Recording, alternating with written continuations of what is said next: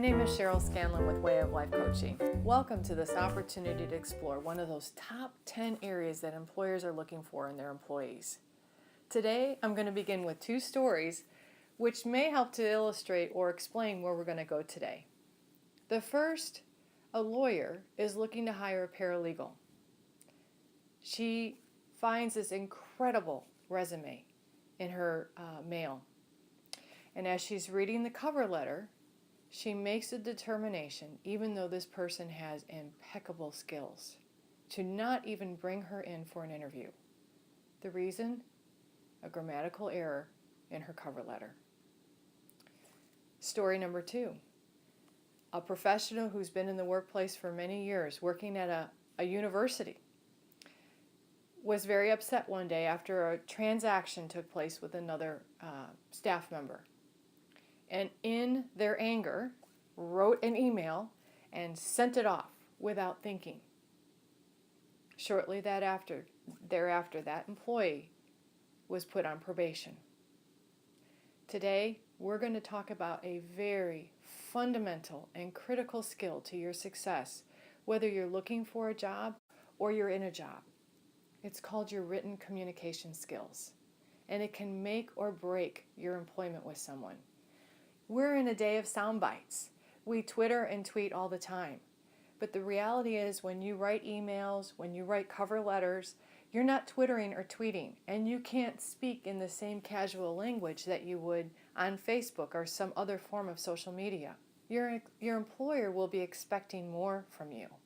So today we're going to learn a very simple skill that can avoid all sorts of potential problems for yourself. It's called the write, edit, and finalize approach to writing really good communication pieces for yourself. So let's look at the first step, write. This is where you just literally write whatever is going on for you, sort of like that staff member who was at that university. Just get it out. Just figure out what you need to say. Don't worry about editing it too much. And then you have something to start with on paper, including having gotten through some of the emotion and maybe some of the confusing things that are going on for you. Then the second step is to edit.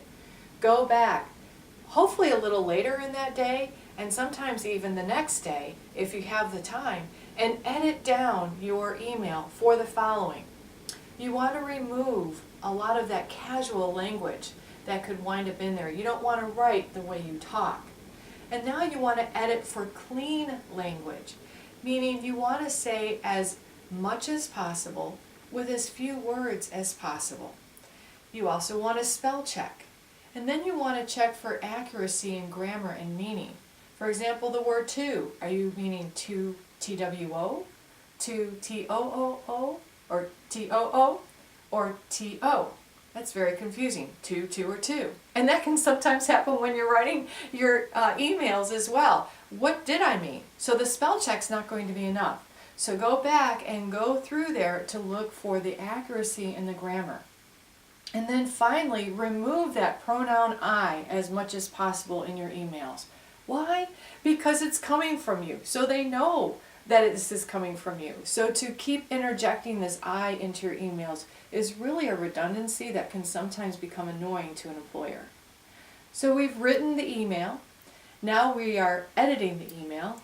And that's good to go through 2, 3, sometimes 4 times, especially in the early stages of learning how to write this way. Or if you're dealing with a difficult situation, you're wanting to communicate well. That's a courtesy to the employer and to the teams. And then finally, you finalize. This third step in finalizing is the critical path to success. This is the time when you're asking yourself the question, is there anything that I'm writing in this email that I would not want to wind up on the 5 o'clock news? Is there anything in this email that is so personal that is probably better left for an actual face-to-face meeting?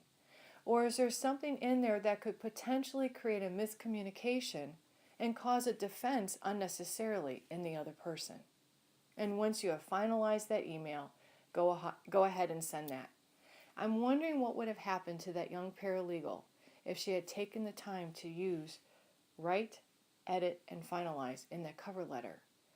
or for that staff member at that university if she had gone through that same process.